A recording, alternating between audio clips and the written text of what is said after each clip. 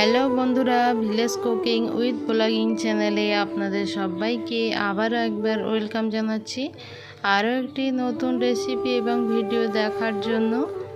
তো এখানে প্রথমে দেখতেই পাচ্ছেন যে এখানে আমি যে চুলাটায় রান্না করতাম ওই জায়গাটায় মাটি ফেলে উঁচু করা হয়েছে, আর তার কারণেই কিন্তু আমার চুলোটা একদম নষ্ট হয়ে গেছে। তো কী আর করা যাবে, এখন জায়গাটা পরিষ্কার করে নিই, তারপরে আবার নতুন করে চুলোটা পাতবো। যদি আপনারা এই চুলো পাতার আমি যেভাবে মাটির উনুন বানাই আপনারা যদি দেখতে চান তাহলে অবশ্যই কমেন্ট করে জানাবেন, আমি আপনাদের সঙ্গে শেয়ার করব কিভাবে আমি মাটির উনুন বানিয়ে থাকি। এই যে চুলোটায় আমি রান্না করতাম এটা কিন্তু আমি নিজেই বানিয়েছিলাম, আর যে কোনো মাটির উনুন বা চুলো আমি নিজেই কিন্তু বানাই। চুলোটা ভাঙার সময় ভীষণই কষ্ট হচ্ছিল, কারণ চুলোটা এত সুন্দর জ্বলতো কি বলবো, আর একটা মাটির চুলা বানাতে খুবই কষ্ট। এর পিছনে কি বলা যায়, প্রচণ্ড খাটতে হয়, আর কষ্ট করে চুলো বানিয়ে যদি ভাঙতে হয় খুবই কষ্ট লাগে। যেহেতু এই চুলাটার বয়স এখনো বেশি দিন হয়নি, প্রথমে এই জায়গাটা আমি পরিষ্কার করে নেব, তারপর বাগানে যাব কিছু সবজি আনতে, দেখি কি পাই। আজকে কি রান্না হয় জানি না, তো দেখা যাক। তো এই জায়গাটা আমি প্রথমে পরিষ্কার করে নিচ্ছি।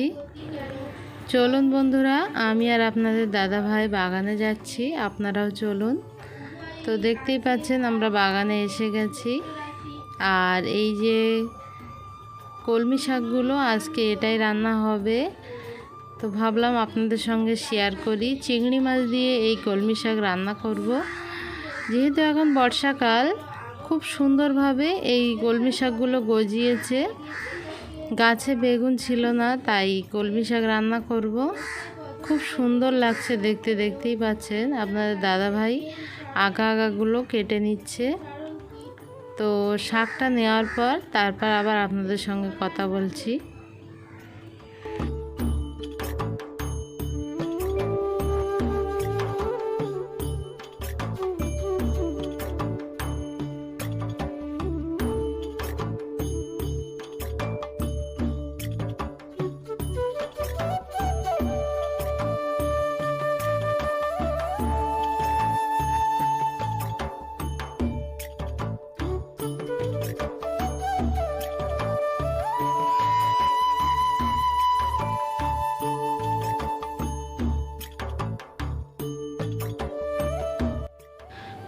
কলমি শাকগুলো নিয়ে আমরা বাড়ি চলে এসেছি। তারপর আপনাদের দাদাভাই যেটা প্রতিনিয়ত করেই থাকে, শাক বা যে কোনো সবজি আমাকে কুটে অনেক সাহায্য করে। আমি বললাম তো ঠিক আছে, তুমি কুটেই দাও, আমি বাকি কাজগুলো সেরে নিই।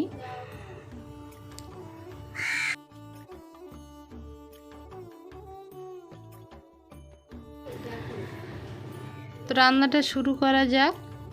চুলায় একটা কড়াই বসিয়ে দিলাম, তাতে বেশ পর্যাপ্ত পরিমাণ পানি আমি দিয়ে দিয়েছি, আর পানিটার মধ্যে আমি দিয়ে দেব দুটো কাঁচা লঙ্কা, একটা ছোট সাইজের পেঁয়াজ কুচি, অল্প একটুখানি হলুদ আর সামান্য একটু লবণ। এবারে এর মধ্যে দিয়ে দেব 100 গ্রাম চিংড়ি মাছ। তো চিংড়ি মাছটা আমি কেটে ধুয়ে পরিষ্কার করে তারপর দিয়েছি, ঢাকনা দিয়ে এটা ফোটা পর্যন্ত অপেক্ষা করব। খুব সুন্দরভাবে কিন্তু ফুটে গেছে। এবারে সেই আগে থেকে কেটে ধুয়ে পরিষ্কার করে রাখা শাকটা দিয়ে দেব। কলমি শাকের মধ্যে আমি একটা আলু দিয়েছিলাম ছোট মতো। তো তারপরে শাকগুলো আমি কড়াইয়ের মধ্যে দিয়ে দিচ্ছি। এবারে ঢাকনা দিয়ে এটাকে সিদ্ধ হতে দেব। শাক রান্না করতে বেশি সময় লাগে না, তো বেশ কিছুক্ষণ পরে ঢাকনাটা তুলে আমি একটু নেড়ে দিচ্ছি। তখন আমি এই আদা রসুনটা দিতে ভুলে গিয়েছিলাম। এখন আমি 1 চা চামচের মতো আদা রসুন আমি দিয়ে দিলাম, যেহেতু চিংড়ি মাছ আছে তাই দিয়েছি, নইলে আমি দিতাম না।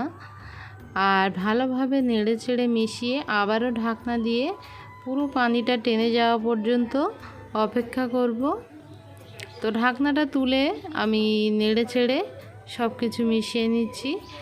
আর এ পর্যায়ে শাকের যে পানিটা সেটা সম্পূর্ণ টেনে গেছে আর শাকটা খুব সুন্দরভাবে সিদ্ধ হয়ে গেছে। আবারও ঢাকনা দিয়ে 1 মিনিট মতো চুলার জাল কমিয়ে রেখে দেব। আর পুরো সম্পূর্ণ পানিটাই টেনে গেছে। কড়াই থেকে নামিয়ে নিয়ে কড়াইটা ভালো করে ধুয়ে পরিষ্কার করে কড়াইটা যখন গরম হলো দিয়ে দিলাম সরিষার তেল আর 4-5টা শুকনো লঙ্কা হাত দিয়ে একটু ভেঙে দিয়েছি। এরপর 5 থেকে 6 কোয়া মতো রসুন থেতো করে দিয়ে দিচ্ছি। আর রসুনটা ভাজা ভাজা হয়ে যাওয়ার পর দিয়ে দেব সেই সিদ্ধ করে রাখা শাকটা। নেড়ে চেড়ে সব কিছু খুব ভালোভাবে মিশিয়ে নেব।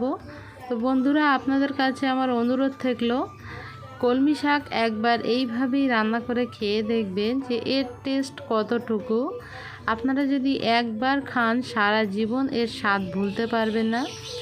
আপনাদের দাদাভাই তো আমার হাতের এই কলমি শাক বা যে কোনো শাক খেতে খুবই পছন্দ করে।